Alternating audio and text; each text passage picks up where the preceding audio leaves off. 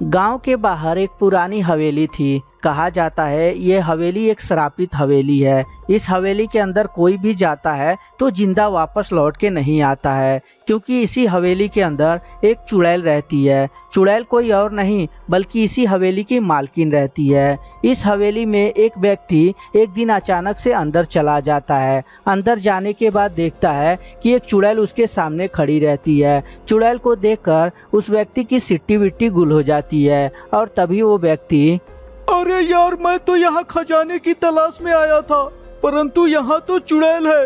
ये चुड़ैल तो मुझे जिंदा नहीं छोड़ेगी। अब मैं क्या करूँ? अरे वाह, इतना हट्टा कट्टा शिकार आज खुद चल के आ गया, और वो भी मेरे पास। वाह क्या बात है, आज का तो दिन ही बहुत अच्छा है। चुड़ैल जी, मुझे प्लीज जाने दीजिए। आज के बाद इस हवेली में कभी कदम नहीं रखूंगा। परंतु चुड़ैल उसकी एक नहीं सुनती है और उसे जान से मार देती है। उसी गांव में एक उर्मिला नाम की एक औरत रहा करती थी। उर्मिला का बेटा जिसका नाम चंदन था, वो आज ही शहर से पढ़ाई करके वापस आया था। चंदन आकर अपनी माँ से बोलता है, अरे माँ, तू कितनी दुबली पतली हो गई है, ठीक से खाना नहीं खाती है क्या? अरे बेटवा, अब तुझसे क्या बताऊं, तू तो जानता ही है कि बुढ़ापे में खाना बनाने का भी मन नहीं करता, इसीलिए कभी कभी भूखे ही सो जाती हूँ। चलो माँ, अब तो मैं आ गया हूँ, अब आपका पूरा ख्याल रखूंगा। और इस तरह माँ बेटे में बातचीत होती रहती है। तभी चंदन बोलता है, माँ, मैंने अपने हरिया दोस्त से वादा किया था कि मैं जिस दिन बाहर से आऊंगा पढ़ाई करके, उस दिन उसे पार्टी दूंगा। तो माँ, मैं हरिया को पार्टी देने जा रहा हूँ और आपके लिए भी पार्टी से ही खाना लेते आऊंगा।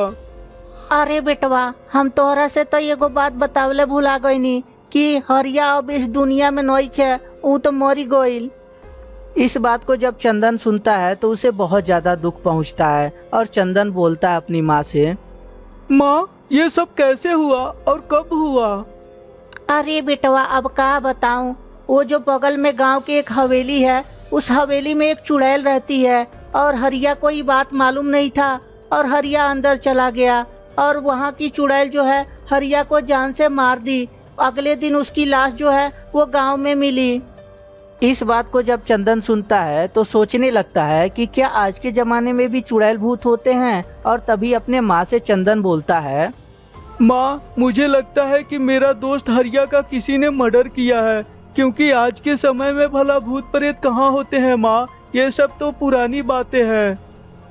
अरे बेटवा, तुझे कैसे समझाऊं मैं। अरे सच में उस हवेली में एक चुड़ैल रहती है और जो भी व्यक्ति वहां जाता है तो उसे वो जान से मार देती है।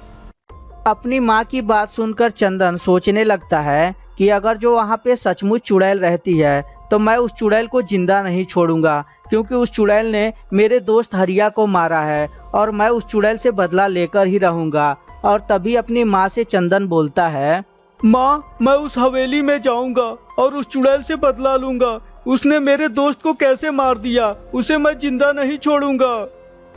अरे बेटवा, ये कैसी बात कर रहा है तू? अरे तुझे कुछ पता वता है? अरे वो चुड़ैल बहुत ही शक्तिशाली है, वो बेटवा तुझे एक ही पलक में मार कर गिरा देगी। अरे बेटा, तू ऐसा मत कर, मेरे इकलौता बेटा है तू, प्यारा सा। तू भी नहीं रहेगा तो मैं किसके सहारे रहूंगी? माँ, तुम चिंता मत करो, वो चुड़ैल मेरा कुछ नहीं बिगाड़ सकती, क्योंकि आपको भी पता है कि हमेशा जो है अच्छाई की ही जीत होती है और बुराई की हार होती है। वैसे ही माँ, वो चुड़ैल मेरा कुछ नहीं बिगाड़ सकती, मैं उससे बदला लेकर ही रहूंगा। इस बात को सुनकर उसकी माँ बहुत ज़्यादा घबरा जाती है और उसकी माँ समझाते हुए अपने बेटे को बोलती है, देख बेटवा, ते वैजा ना जइबे, अगर जो ते वैजा जइबे तो हम जोहर खा के मर जाए। ऐसे हम समझा रहल बानी कि ते वैजा ना जइबे। अपनी माँ की ये बात सुनकर चंदन अपनी माँ से बोलता है, ठीक है माँ, तू कहती है तो नहीं जाऊंगा। चंदन अपनी माँ से तो बोल देता है कि वो हवेली पे नहीं जाएगा, परंतु चंदन के दिमाग में तो कुछ और ही चल रहा था। चंदन ये सोच रहा था कि अगर जो मैं उस चुड़ैल से बदला नहीं लूंगा तो मेरा दोस्त क्या सोचेगा कि मेरा दोस्त भी कायर निकला। और यह सोचकर एक दिन चंदन घर पर अकेला ही रहता है, क्योंकि उसकी माँ जो है वो मार्केट में गई रहती है। तभी चंदन डिसाइड करता है, ये मौका अच्छा है हवेली पे जाने के लिए, क्योंकि माँ भी घर पे नहीं है और जब तक माँ घर पे आएगी तब तक मैं उस हवेली से, उस चुड़ैल से बदला लेकर वापस आ चुका हूँगा। और यह सोचकर चंदन घर से निकल पड़ता है। थोड़ी ही देर में हवेली के अंदर पहुंच जाता है। हवेली के अंदर देखता है तो सच में एक चुड़ैल रहती है और तभी चुड़ैल से चंदन बोलता है, ओए चुड़ैल, आज मैं तुझे जिंदा नहीं छोड़ूंगा। तूने मेरे दोस्त को जैसे तड़पा तड़पा के मारा है वैसे ही तुझे भी मैं तड़पा तड़पा के मारूंगा। अरे वाह, एक पिद्दी सा इंसान आकर मुझे बोल रहा है कि जान से मार देगा। अरे पिद्दी सा इंसान, तुझे क्या पता मेरी शक्तियों का। मैं तुझे तो यहीं चबा चबा के खाऊंगी, क्योंकि तेरी हिम्मत कैसे हुई मुझे मारने को बोलने को। चुड़ैल को लगता है कि ये इंसान मेरा भला क्या बिगाड़ सकता है, परंतु वो भूल चुकी थी कि चंदन जो था वो पूरी प्लानिंग के साथ उस चुड़ैल को मारने के लिए गया होता है। और तभी चंदन मौका पाते ही बजरंगबली की मूर्ति चुड़ैल के सामने कर देता है। जैसे ही चुड़ैल बजरंगबली की मूर्ति को देखती है, अरे मर गई रे, ये बजरंगबली की मूर्ति मेरे आंखों के सामने चुभ रही है। हे मानुस, इसे हटा, जल्दी से हटा, वरना मैं तो मर जाऊंगी। हे हे हे।